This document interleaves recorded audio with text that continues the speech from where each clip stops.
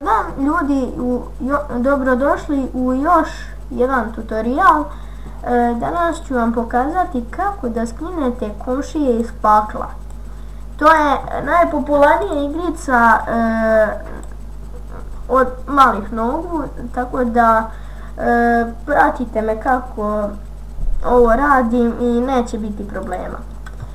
Uđite na svoj Google i ovdje unesite ovaj link će vam biti u deskripciji. Samo uđete na taj link, samo malo sačekamo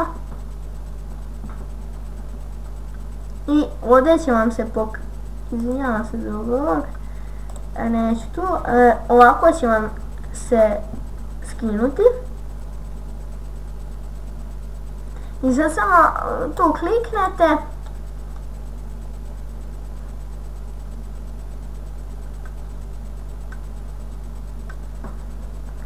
da se izvinjam malo nešto sporo. Vidite, idete na run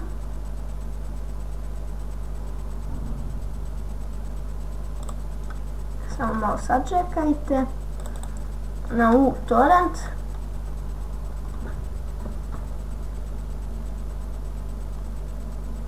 Ne, ovo je više nešto, idete na next i tako ga instalirate. Znači to vam je to.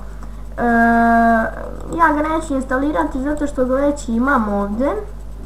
A vidite tu kad vam se skine, samo idete na continue, idete setup komšije iz pakla u prevodu. Samo 2 puta kliknete, idete na run.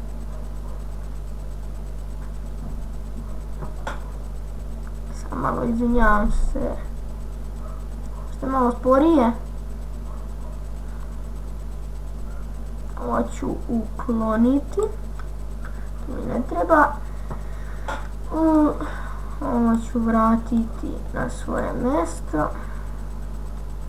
A vidite, tu će vam to izaći i tu samo ga instalirate, znači start instaliranje, idete samo tu i to vam je to. Ja ga neću instalirati kao što sam vam rekao, ja sam ga skinuo i instalirao, baš mi dobro radi. I to je bio još jedan tutorial. Ćao ljudi, samo malo, ćao.